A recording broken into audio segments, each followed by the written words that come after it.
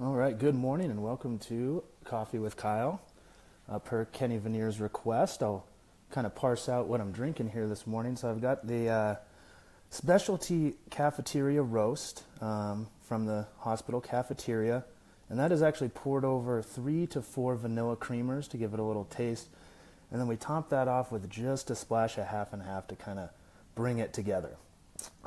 So yesterday kind of got me thinking when I was talking about, differences in language, kind of between mathematics, mathematical models, and metaphors.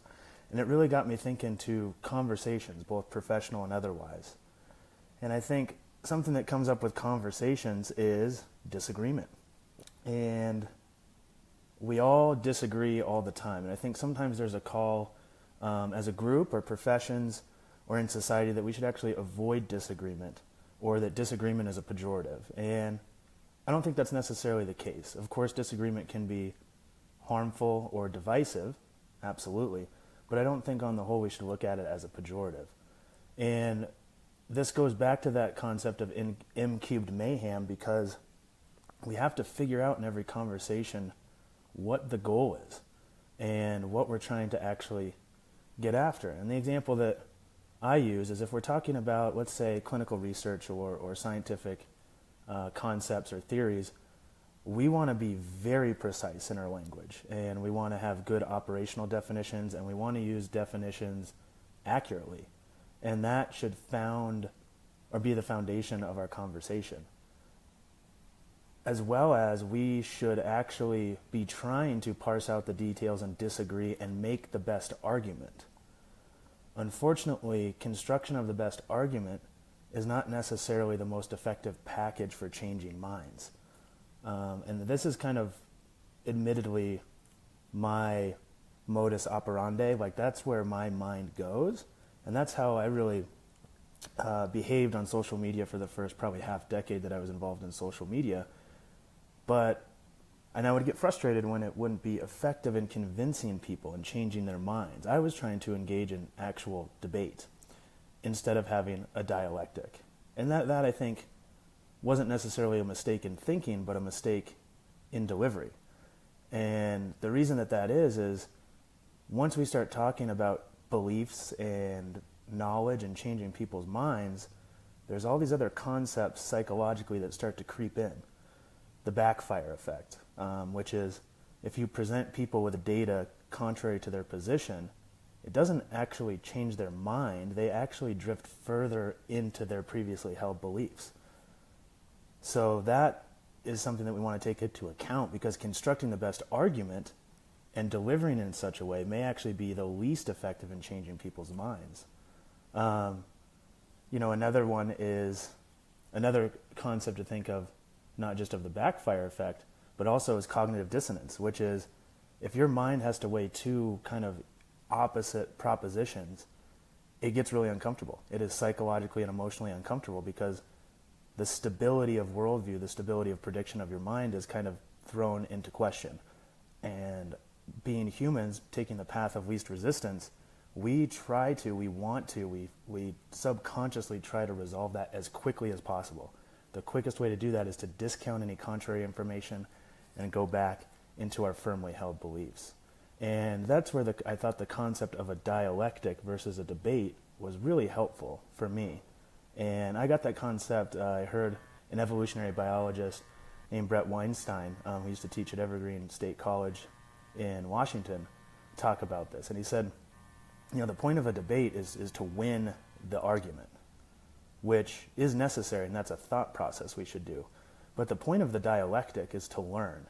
And if we can come together and agree on some facts on the ground, agree on some definitions, agree on some common goals or some common problems, then we can start to actually have a conversation that's meaningful to both sides and actually truly solve problems. Because even in scientific research and clinical practice, we like to think that we're evidence-based and it's all scientifically driven, but values, morals, and personal preference creep in to these conversations and decisions all of the time.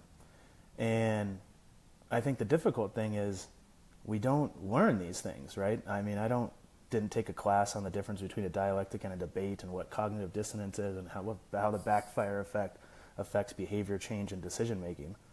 But that seems to me to be a fairly important concept that we should take into account.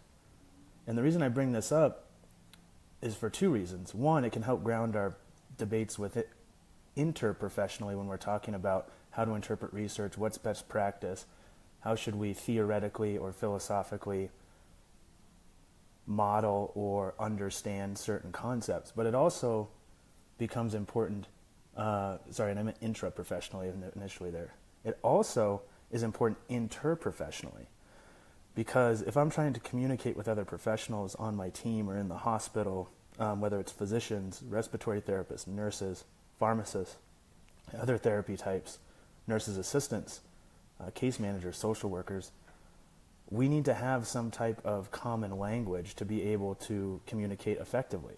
If I'm saying one word and I'm using it a certain way, and I'm assuming that the receiver is also understanding or using that word that way, we can run into trouble if that's not actually the case. And one thing that I've noticed that physical therapists do very well is create our own language without taking a step back from the line and surveying the landscape to say, number one, is this a concept or a construct that's been described in other professions? Number two, is this a word that already has a very well-established definition? And number three, are we using other professions and scientific disciplines language correctly? And the example that I always like to use is that if you asked 100 physical therapists to define strength, you would probably get 100 different paragraphs, well written out paragraphs, that had some cohesive elements, but they would all be a little bit different. If you asked 100 physicists to define strength, they would write a math equation on the board, and I bet there would be congruence almost across the board. Now, I'm not saying that we need to write mathematical equations on the whiteboard, but we need to use our language appropriately and use it cohesively and accurately.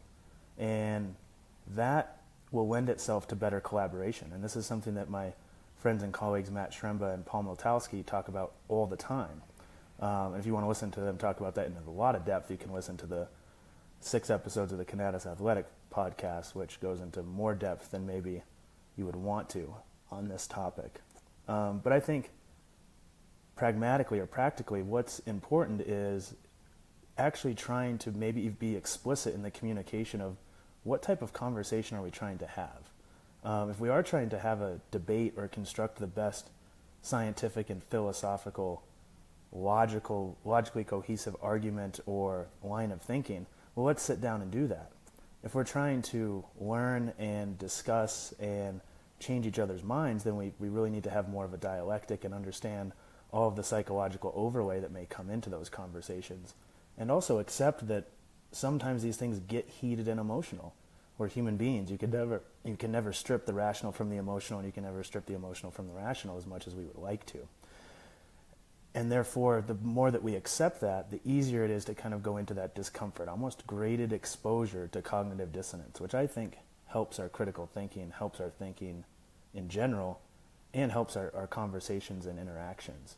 Because I get a little justifiably nervous when we start talking about either explicitly or implying that we should all agree. We should all present a united front, whether that's as a hospital, a department, a healthcare team, a profession. I don't think that is the way forward.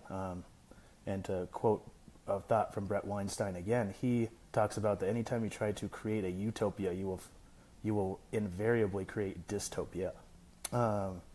So we want to shoot for the ideal, but we need to understand that there's going to be difficulties along the way. So those are kind of some of my thoughts here this morning that I'll leave with you. So everyone have a great day. Cheers on some coffee. Get after it, and good to see you.